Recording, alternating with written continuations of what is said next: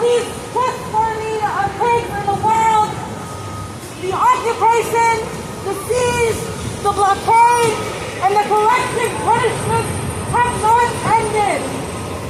Before his death, Saleh was already the target of threats and a smear campaign designed to justify what came next.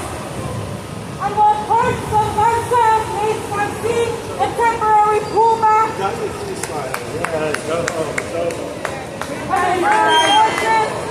campaign to silence the witnesses of zionist brutality continues in other forms.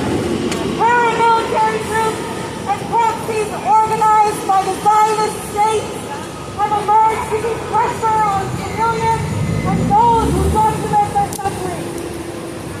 Their intended lesson is chillingly simple.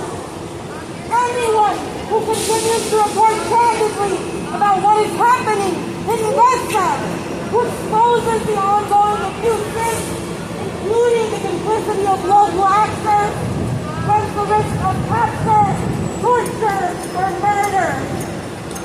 This is what Saleh's assassination meant to teach us.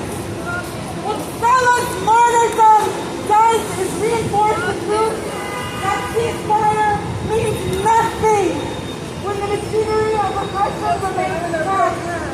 When Zionism remains intact, it shows that violence is not only waged on the battlefield and is not suspended in ceasefire alone.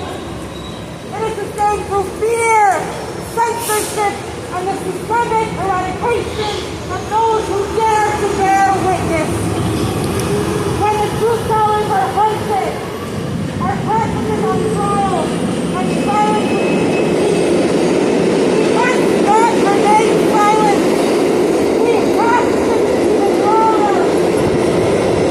Here in the so-called United States, Zionism deploys collaborators who must be held to account.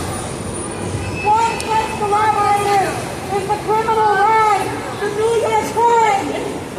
Shame! A few weeks ago, their headquarters, this very building, was redecorated in red paint, a much more appropriate look reflecting the amount of bloodshed their rhetoric and coverage has caused. 2 weekends ago, just 2 weekends ago, we saw the violent raid and arrest of photojournalist Alexa Wilkinson, who now faces aggravated harassment charges with a hate crime enhancement, sharing a possibly 4-year sentence for documenting and posting truthfully. We also saw the raid and arrest of those accused to be carrying out the attack on this building of Anna Owen and Sarah Shafe, alleged to have been involved in this action. An action of truth-telling that redecorated the building to reflect the time's role in genocide. They each face up to 7 years in state prison for charges of felony criminal mischief. When these types of things happen, we must also protect, encourage, and celebrate those who may not be journalists by trade, but are repeated calls for escalation and whose actions reflect humanity. Those who seek to expose the truth and hold those in power accountable for their crimes.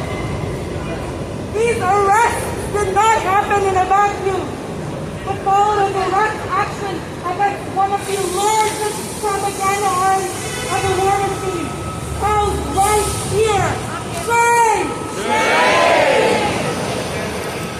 The action on July 30th against the New York Times must be understood as a proactive effort to extract consequences. In this case, both reputational and financial consequences.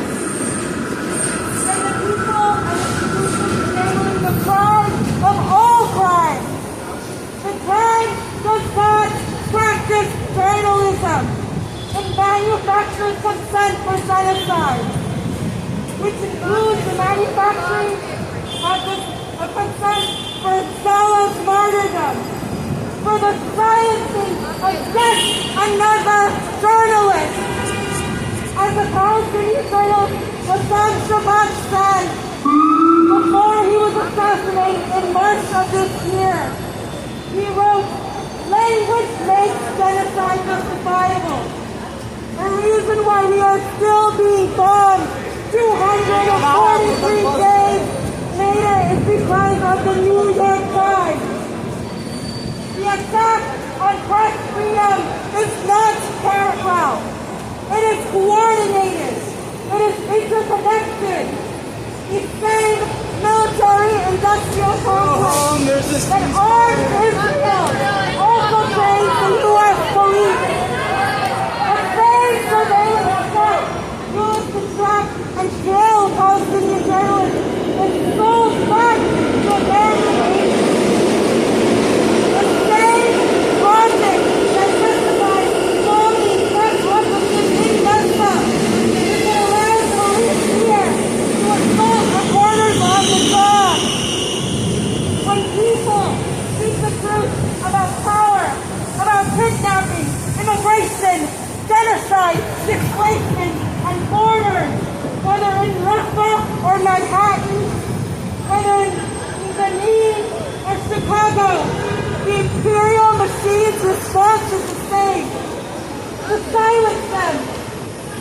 Language is used to justify repression, to call documenting incitement, to call documenting truth harassment, to call press coverage incitement, to call solidarity a crime. Shame! We must continue to speak up for the journalists and people of Palestine. We must continue to defend our journalists and activists here in the imperial core, from Gaza to New York, from Sydney to Chicago. Repression travels through shared weapons, shared narratives, and shared silencing. Resistance too travels. Repression will only breed more resistance. We keep us safe is more than a tagline. It is a mandate. As suppression of the genocide and repression of those who speak on it accelerate, we must continue to apply pressure until the press is free, until those answers are